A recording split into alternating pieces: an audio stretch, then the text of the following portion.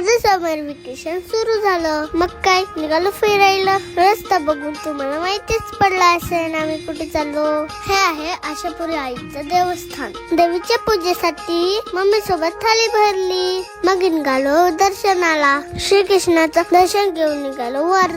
चला वरती माझ्यासोबत. वरपासून गणपती बाप्पाचे दर्शन घेतले. मग निघालो आईच्या गाभाऱ्यात. ही बघा आशापुरी आई.